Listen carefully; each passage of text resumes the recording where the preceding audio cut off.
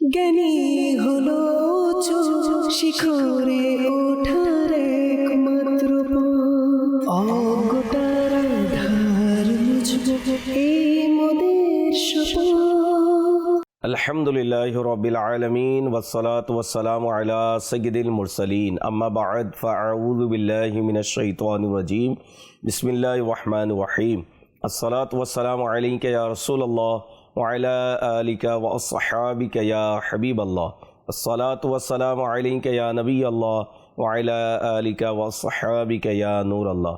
দূরের ও কাছের, দেশের ও প্রবাসের ইসলামী ভাইরা এবং মাদানী চ্যানেলের দর্শকবৃন্দ, অনুষ্ঠান প্রশ্ন জ্ঞানের চাবি এই অনুষ্ঠান নিয়ে আপনাদের মাঝে আরও একবার উপস্থিত হয়েছি। আসুন ভালো ভালো নিয়ত সহকারে আমরা দেখার প্রস্তুতি গ্রহণ করি। নবী পাক সাল্লাল্লাহু তাআলা আলাইহি ওয়া আলিহি ওয়াসাল্লাম ইরশাদ করেন, যে ব্যক্তি আমার প্রতি একবার দুরুদে পাক পড়ে আল্লাহ তাআলা তার উপর 10 বার রহমত নাজিল করেন। সাল্লু আলাল হাবিব সাল্লাল্লাহু তাআলা আলা মুহাম্মদ সাল্লাল্লাহু আলাইহি ওয়াসাল্লাম।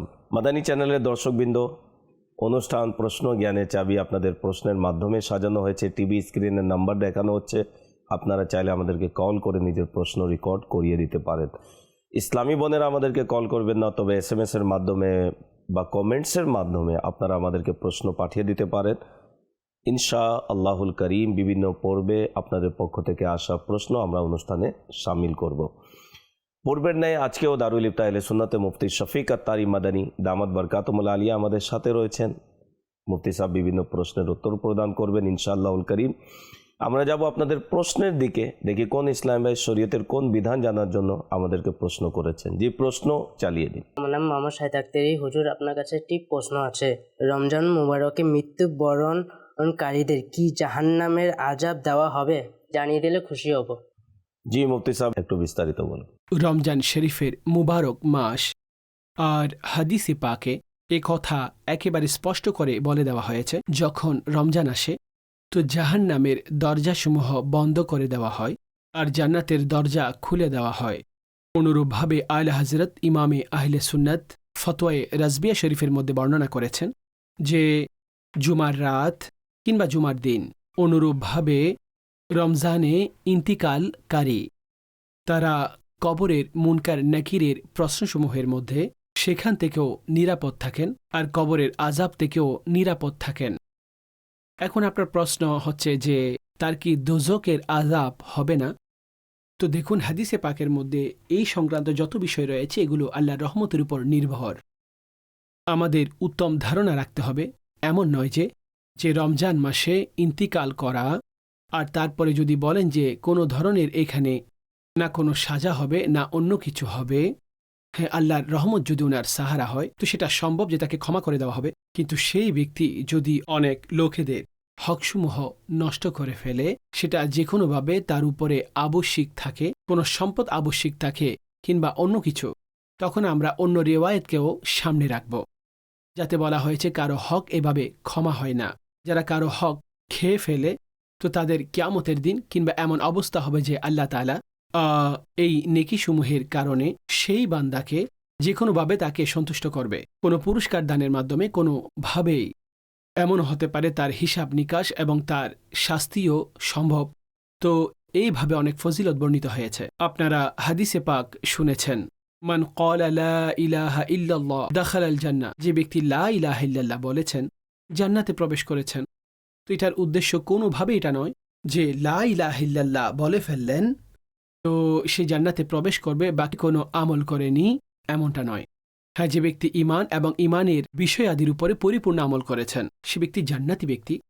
কিন্তু যদি ঈমান তো এনেছেন আর আল্লাহর ফরজসমূহ ছেড়ে দিচ্ছেন, রমজানের রোজা ছেড়ে দিচ্ছেন, অন্যান্য ইবাদত ছেড়ে দিচ্ছেন, জাকাত সমূহের মধ্যে সেই কমতি করছে কিংবা জাকাত আদায় করছে না, মদ্যপান করছেন কিংবা অন্যান্য খারাপ কাজ করছেন, তো তার ক্ষেত্রে এটা বলা হবে না যে শুধুমাত্র এই আমলের কারণে সব কিছুই তার ক্ষমা করে দেওয়া হয়েছে। তো এই জন্য মুসলমানদের সব সময় আল্লাহকে ভয় করতে হবে আর আল্লাহর রহমতের উপর আকাঙ্ক্ষা রাখতে হবে। না রহমতে ইলাহি থেকে নিরাশ হয়ে যাবে আর না একেবারে ভয়ভীতিহীন হয়ে যাবে, কোনো ভয় নেই, বাকরুদ্ধতার মধ্যে সেই পড়ে গেছে। তো এই উভয় বিষয় খেয়াল রাখা একজন মুসলমানের জন্য জরুরি। বাকি অনেক বিষয়ে ফজিলত রয়েছে, হজের উপরে ফজিলত রয়েছে, উমরাতে ফজিলত রয়েছে, এক নামাজ থেকে দ্বিতীয় নামাজের মধ্যে গুনাহ মাফ হওয়া এর মধ্যে ফজিলত রয়েছে। তো এই যে সর্বোপরি এই ধরনের ফজিলত রয়েছে, আমাদের সে আমল করা এবং আল্লাহর প্রতি আকাঙ্ক্ষা রাখা যে আল্লাহ আমাদেরকে এগুলো দান করবেন। কিন্তু এমনটা নয় যে তার উপর আমল করে নিবে, বাকি দিনের অংশগুলোকে ছেড়ে দিবে কিংবা ফেলে দিবে আর বাকি আমলসমূহের বিরুদ্ধাচারণ করবে। তো এই পদ্ধতি, এই নিয়ম যথার্থ নয়।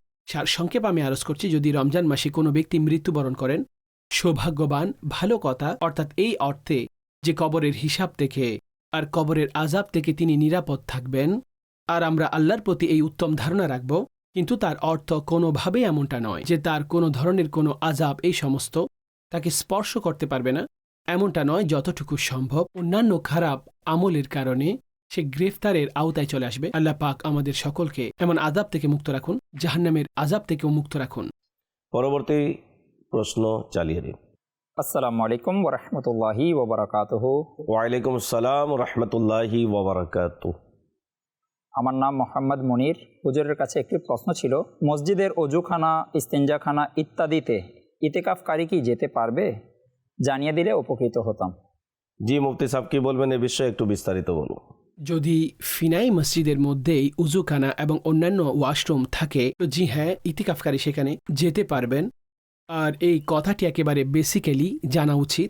একটি হচ্ছে আইনে মসজিদ, আর একটি হচ্ছে ফিনাই মসজিদ, আর একটি হচ্ছে মসজিদের বাহিরের অংশ।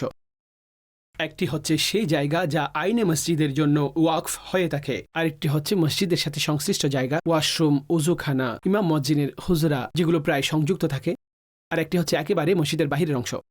মসজিদের বাহিরের অংশে তো তার জন্য যাওয়া কোনো কারণ ছাড়া জায়েজ নেই।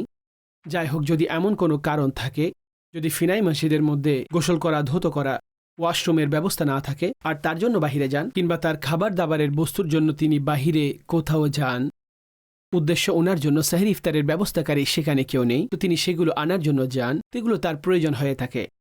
যাই হোক, প্রায় আমাদের এখানে মসজিদের সাথে সংযুক্ত ফিনায়ে মসজিদের মধ্যেই ওয়াশরুম এবং উজুখানা সংযুক্ত থাকে। তো এখানে যেতে কোনো ধরনের অসুবিধা নেই। গেলেন, সেখানে ছিলেনও কিছুক্ষণ, কথাও বললেন, তো এতেও নিষেধাজ্ঞা নেই।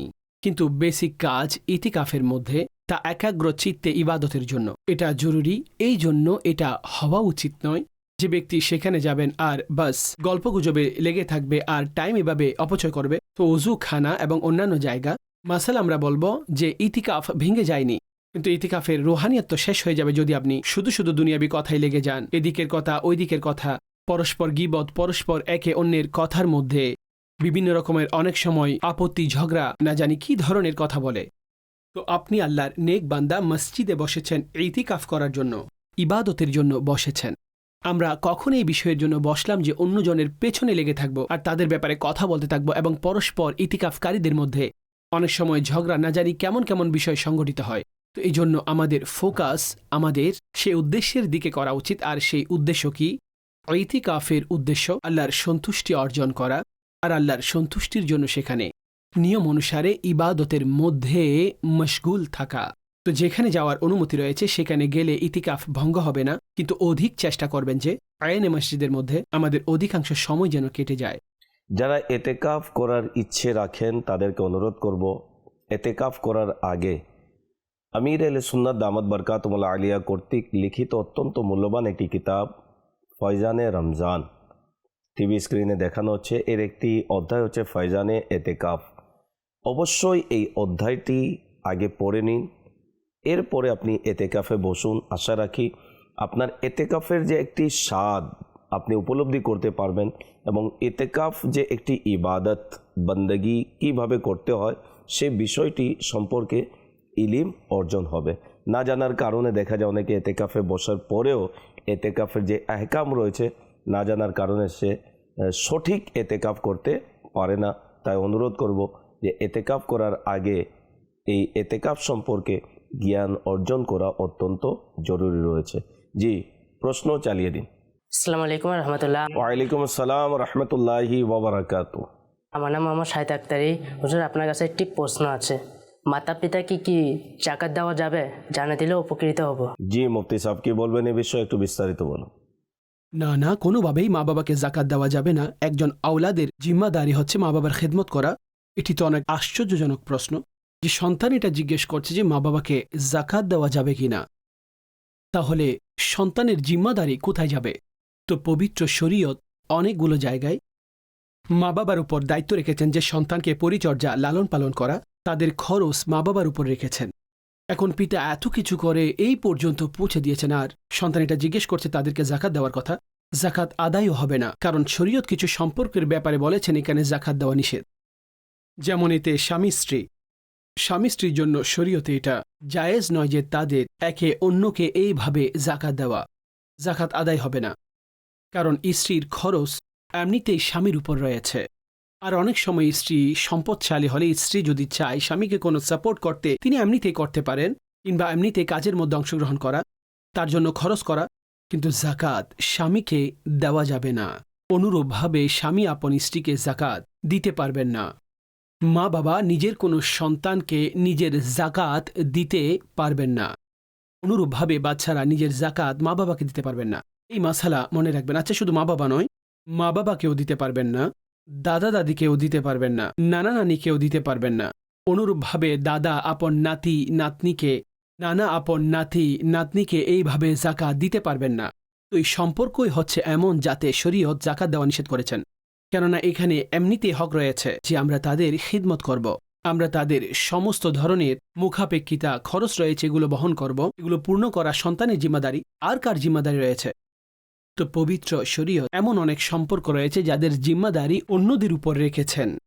বাহিরে অনেক খরচা আমরা নেক নিয়তে করে থাকি, যে অমুক জায়গায় কারো প্রয়োজন তাকে সাহায্য করলাম, অমুকের জন্য এটা, অমুকের জন্য এটা।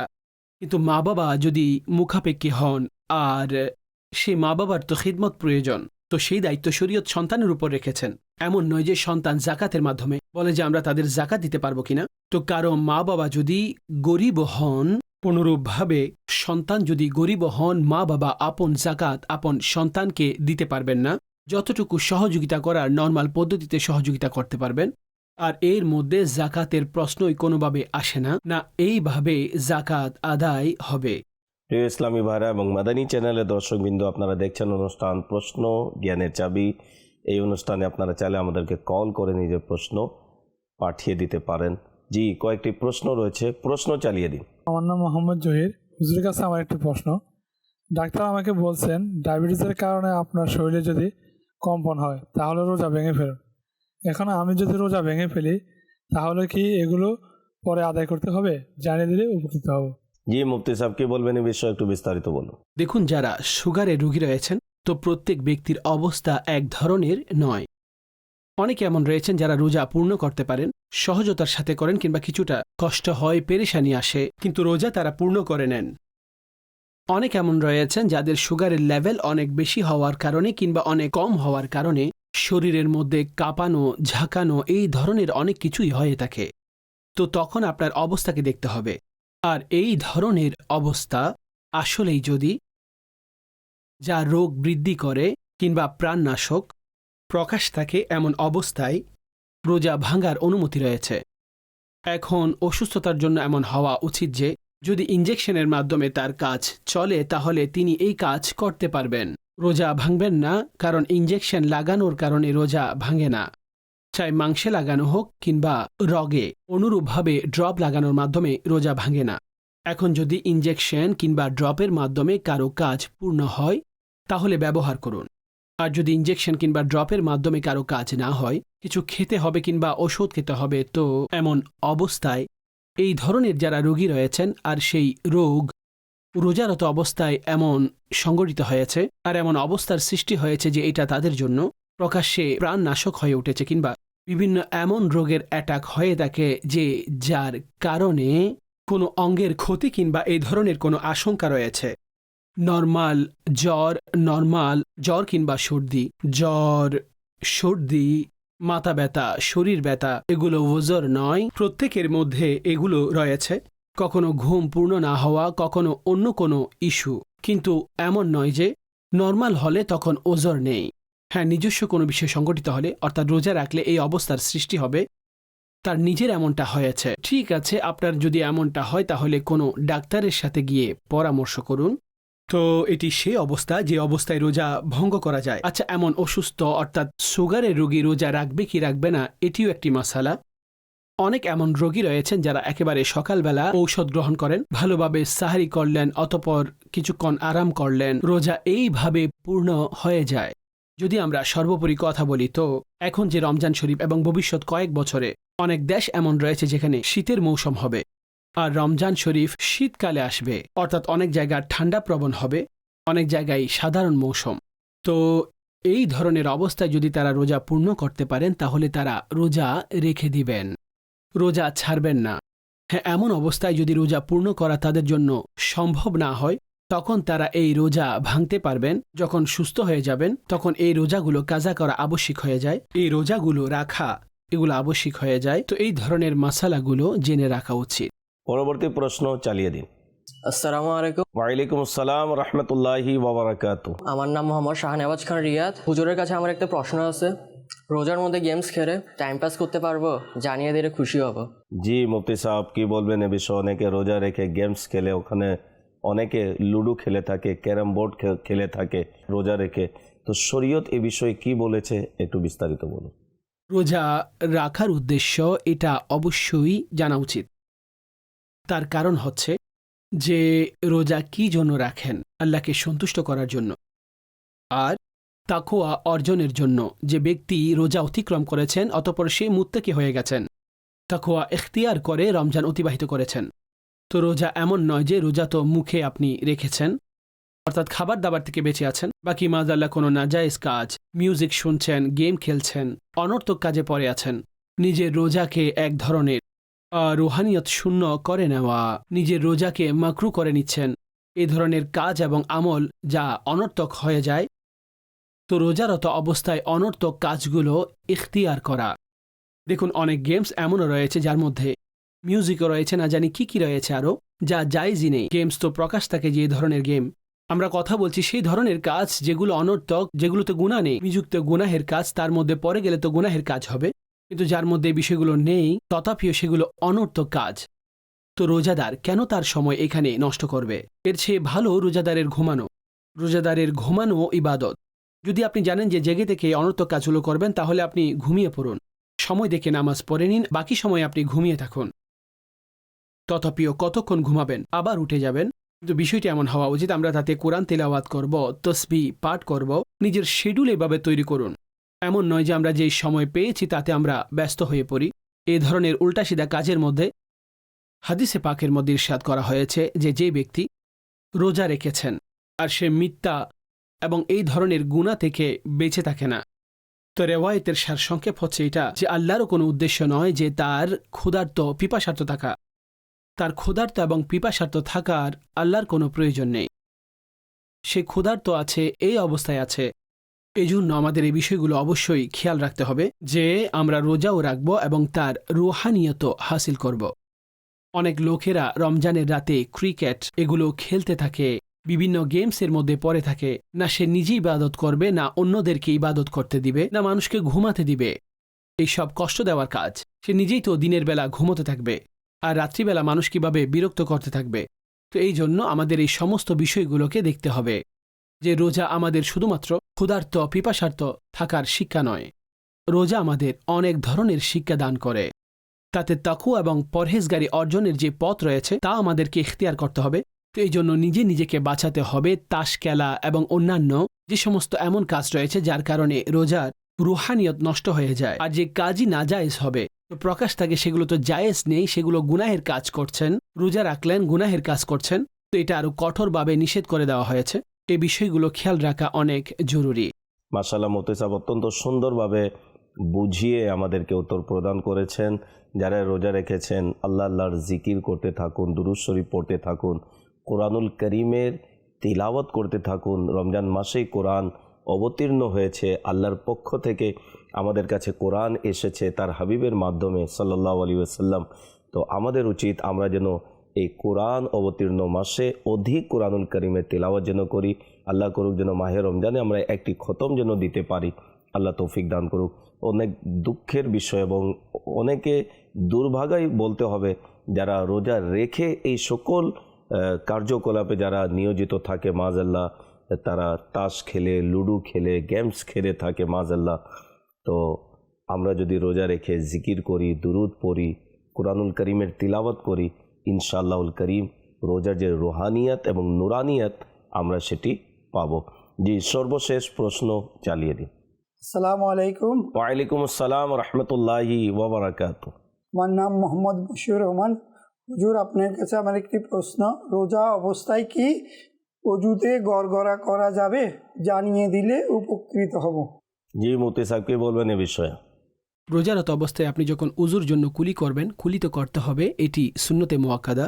অনুরূপভাবে নাকে পানিও দিবেন, যাই হোক টানবেন না, গড়গড়াও করবেন না। গড়গড়া যেমন পানি নেওয়া হয় আর কণ্ঠনালীতে নাড়াচাড়া করা হয়।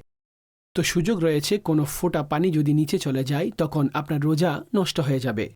তো রোজারত অবস্থায় গড়গড়া করা এটা নিষেধ রয়েছে। অনুরূপভাবে নাকে পানি চড়ানো, তো সেই টানা নিষেধ। বাকি উজুর ক্ষেত্রে কুলিও এবং নাকে পানি দেওয়াও, আর কার উপর গোসল ফরজ হয়ে গেলে সেটা যথাযথভাবে তখন কুলি করাও ফরজ, নাকে পানি দেওয়াও ফরজ। কিন্তু সেক্ষেত্রেও এমন কুলি ভালোভাবে করবেন, কিন্তু গড়গড়া করবেন না। চাই আপনি ফরজ গোসল আদায় করছেন কিংবা ওযু করছেন, তো রোজারত অবস্থায় গড়গড়া এটা নিষেধ রয়েছে। না হয় আপনার এই রোজা অনেক কষ্ট হয়ে যাবে যে গড়গড়াও করবেন আর রোজাও বাছিয়ে নেবেন। তো এই জন্য রোজারত অবস্থায় এটা একেবারে করবেন না। মাশাআল্লাহ, অত্যন্ত সুন্দরভাবে আমরা বিভিন্ন প্রশ্নের উত্তর মুফতি সাহেব থেকে শুনেছি। আল্লাহ তাবারাক ওয়া তাআলা আমাদেরকে ইলমে দ্বীন অর্জন করার তৌফিক দান করুক। এই পর্যন্ত যারাই আমাদের সাথে ছিলেন প্রত্যেকের জন্য দোয়া রইল। আল্লাহ তাআলা আপনাদের হায়াতে, রিজিকে, আমলে বরকত দান করুক। সময় হয়েছে বিদায় নেবার, পরবর্তী অনুষ্ঠান দেখার আমন্ত্রণ জানিয়ে বিদায় নিচ্ছি। সাল্লু আলাল হাবিব সাল্লাল্লাহু তাআলা আলা মুহাম্মদ সাল্লাল্লাহু আলাইহি ওয়াসাল্লাম। জ্ঞানী হলো শিখরে ওঠার একমাত্র পথ, অজ্ঞতার আধার মুছবো এই মোদের শপথ।